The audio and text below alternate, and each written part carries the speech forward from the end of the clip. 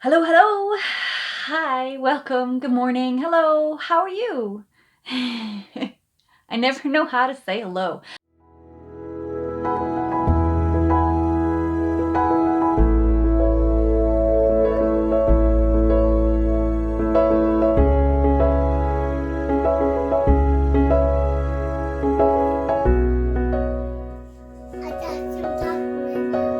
Ew.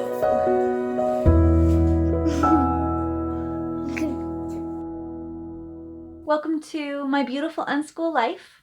My name is Erin.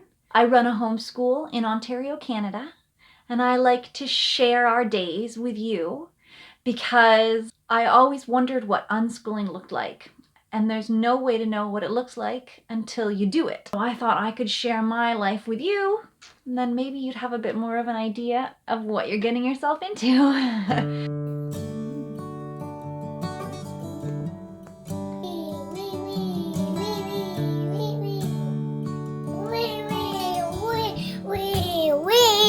We wonder if days like these Good morning, last birds. How y'all doing this morning? Silly primo. with one another, First one out.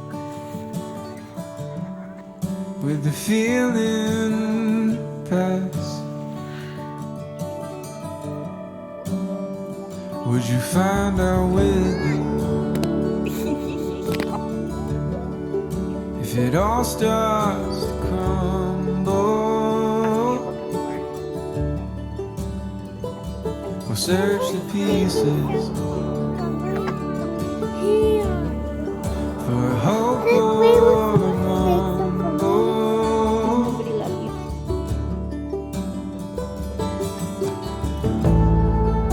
It's not for me to decide.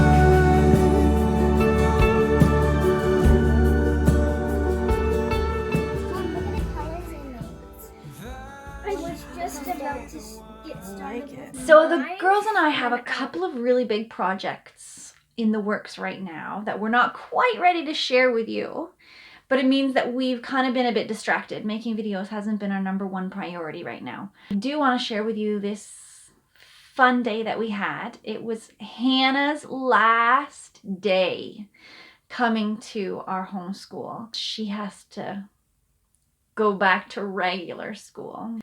But we'll still get to visit with her quite regularly, which is good because the girls have all become such close friends. It would be heartbreaking to not hang out on a regular basis. Thankfully, she only lives like within walking distance, so we will see her again. So for her last day, we decided to do some painting because that's what we did on her first day, so it only seemed fitting to wrap it up like that.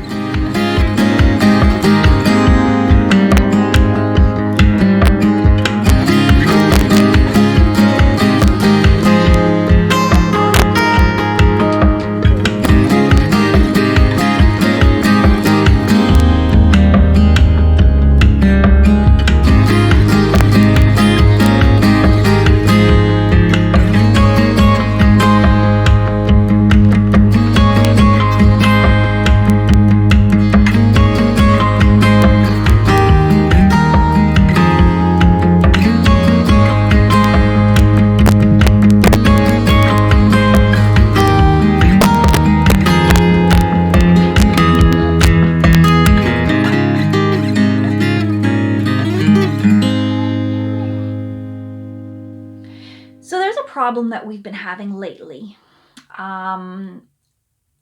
with the girls lying. And I understand that people lie sometimes.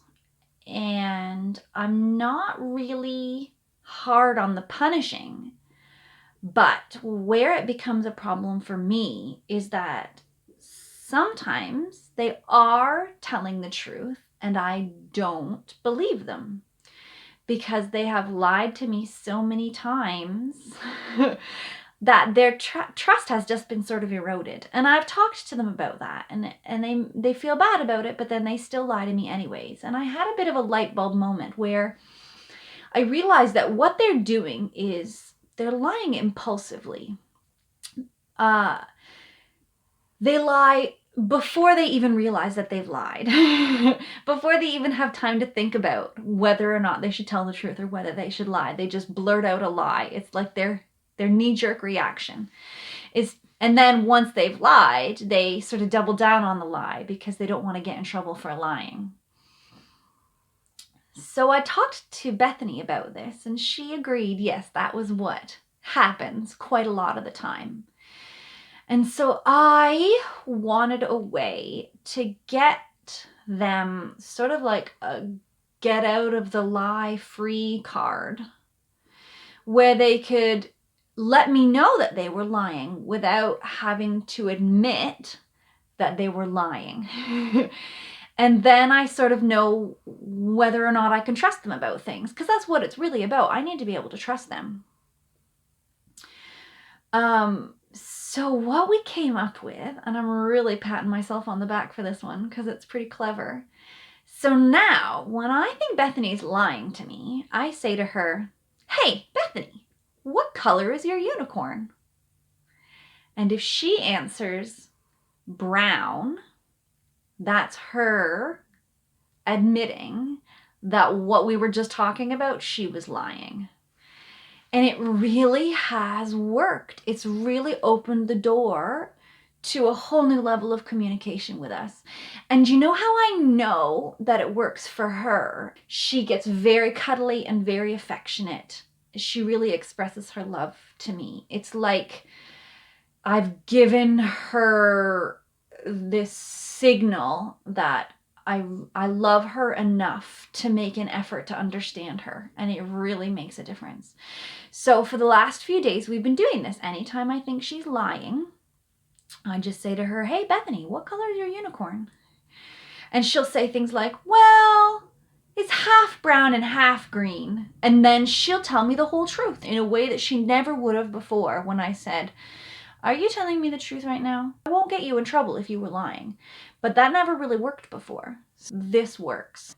There's another thing that I really wanted to talk about, and it was the term attention deficit hyperactivity disorder. Hyperactivity, absolutely. But the attention deficit, that's not an accurate description. Bethany has fantastic attention. When she's into something, it's like she's got blinders on, and that thing she's doing is all that she can do, and it's all that she can see, and she can't break away from it. I imagine it's like all the neurons in her brain are all focused on this one thing. So if she's, for instance, watching a video about some animal species that she wants to learn about, she remembers every single detail of the video. She really, really absorbs it all.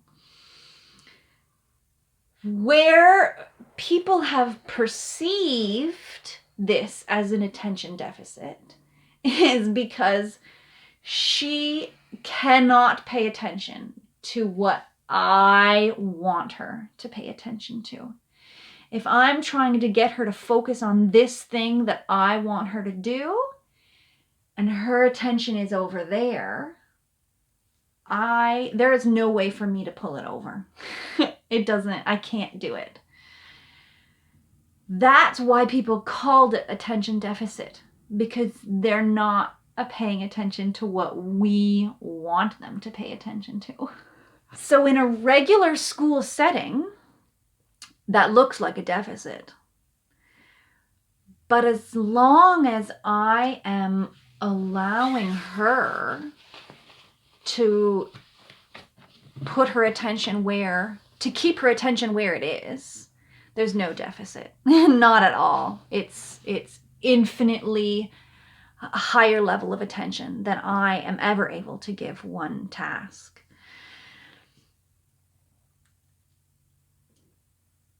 I had someone in an ADHD Facebook group ask me if unschooling works. And absolutely, 100%. For ADHD, I cannot imagine how a school setting could ever work for a kid with ADHD because they are physically incapable of directing their attention towards the things that other people want them to direct their attention to. So if Bethany were in a school setting, she would be constantly scolded for not staying on task. Whereas in my setting, where she's allowed to pay attention to the things that she's interested in, she's a genius. She's an absolute genius. She knows more about science and nature and physics than any person I know. So I think we need to revisit that term, attention deficit, because it's just not accurate. Not even a little bit. Too easy! With me, let's leave the past behind. Where'd you go? I'm a dancing foot. La la la la. Hey, I'm coming. I got her. No, I got you, Bethany. I scared her. No, it's Seaside. Abby, your turn. You just count. You just count. No, I don't want to play. Yes, just for one round. Me after you. All right, 1, 2, Come on. 3, Come on. 4, 5, 6.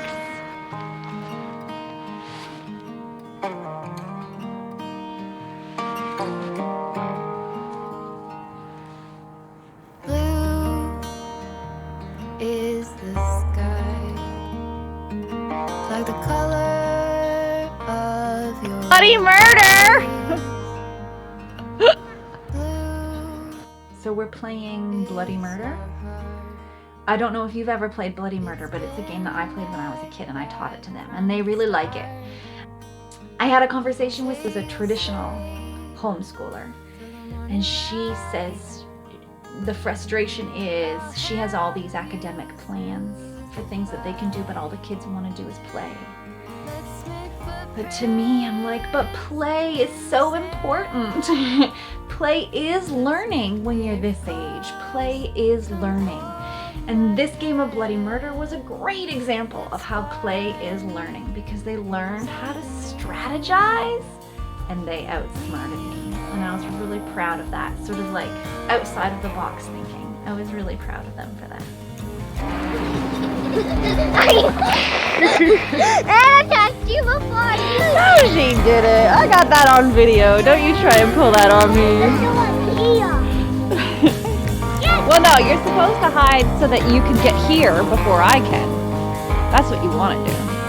Got to be strategic. Oh, so You want to get here before me, right? yeah. So that when I yell bloody murder, you're like waiting in front of the swing and I have no way to get to the swing without going past you. That's what you want to do. Ah, so you count again. Mm-hmm. Okay, let's go. Your turn again. 7, 8, 9. There's sunshine and light. Say you go. Oh, thanks! Well done, you guys! Nice one! You guys were the bait, and she was the murderer! Well done! Do it again. Do it again. Yes. 4, Let's make 5, 6. Somebody's under me. Let's make You keep laughing. It's gonna get rid of the hardest one. She also hit my butt with her head.